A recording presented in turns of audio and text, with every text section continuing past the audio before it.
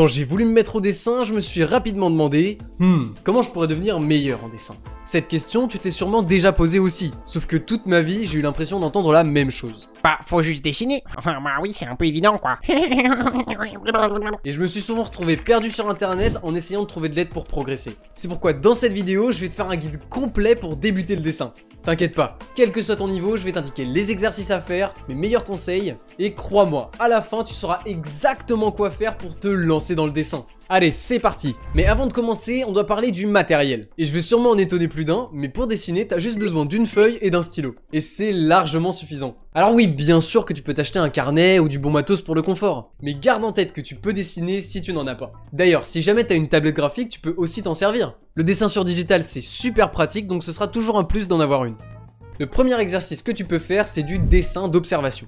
Pour faire cet exo, tu auras juste à regarder ce que tu vois et le dessiner. Par exemple, tu peux sortir dehors, te poser sur un banc et dessiner le paysage. Moi, comme je suis un gros puant qui joue à Valo, je me limite aux objets qui se trouvent dans ma chambre. Mais si tu veux dessiner quelque chose de plus précis, tu peux utiliser une référence. Tu pourras en trouver sur Google Images, Pinterest ou alors Line of Action. Alors, évidemment que ça sera difficile. Ton premier dessin d'observation sera sûrement pas ouf. Et c'est normal, parce que ta capacité d'observation ne s'est pas encore développée. Tu verras, à force de pratiquer cet exercice, tout deviendra plus facile. D'ailleurs, n'hésite pas à utiliser de petites marques pour t'aider à placer ton sujet sur la feuille. Je te dis ça maintenant parce que quand je débutais, j'y pensais pas du tout. Et purée, qu'est-ce que c'est pratique! Faire du dessin d'observation, c'est super. Mais je sais que toi là, ton objectif, c'est pas ça. Dis-moi si je me trompe, mais je suis sûr à 2000% que la chose dont t'as vraiment envie, c'est de dessiner tes propres créations. Créer tes propres personnages, tout ça. Quand t'en fais, ça s'appelle du dessin d'imagination. Pour en faire, y a pas de secret. Faut juste se lancer. Oui, ça fait super peur. Attendez, je vous montre le premier dessin d'imagination que j'ai fait quand j'avais 12 ans. Ok, c'est bon, j'ai trouvé. Regardez-moi ça. Son dégradé mal fait là.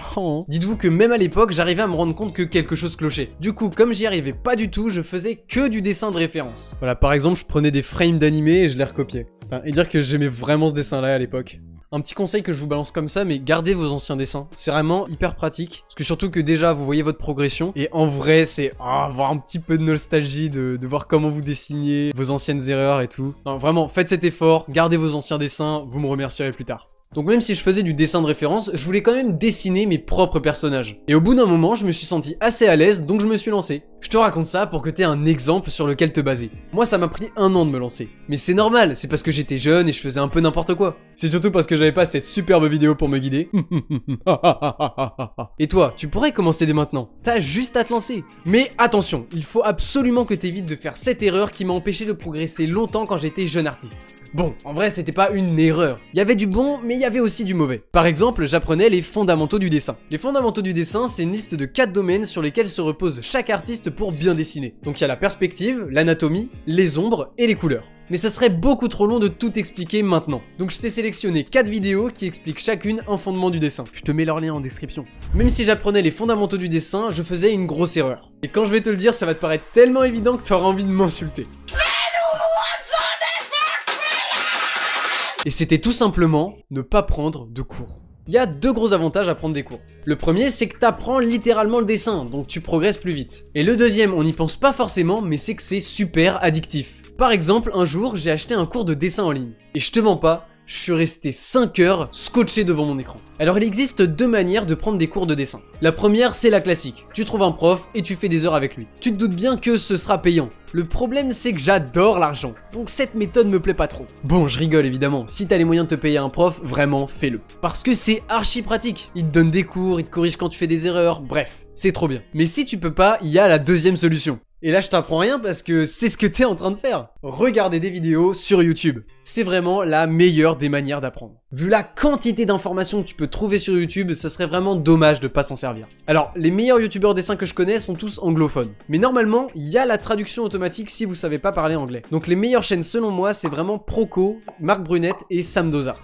Et si vous voulez vraiment du contenu en français, allez checker la chaîne de Tiny. Il fait vraiment des super vidéos. Et en vrai, selon moi, c'est le meilleur youtubeur dessin francophone à l'heure actuelle. Le deuxième, c'est moi. Donc abonne-toi parce qu'on rush les 10K.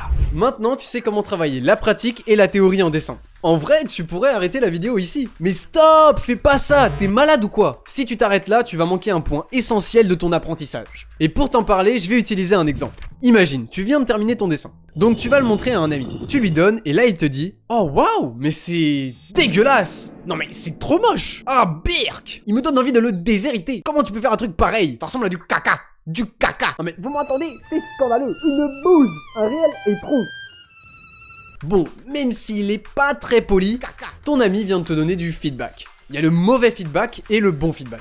Le mauvais feedback, c'est quand on insulte ton dessin, t'es trop triste, mais t'apprends. Le bon feedback, par contre, c'est quand on insulte ton dessin, t'es trop triste, mais t'apprends.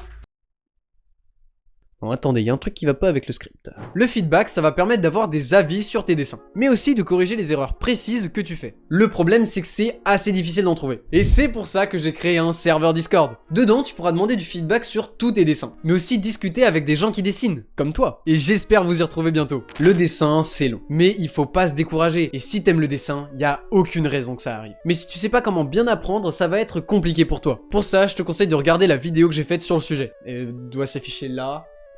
Oula, je sais pas. Et il me reste plus qu'une seule chose à te dire. Bon dessin. Allez, ciao!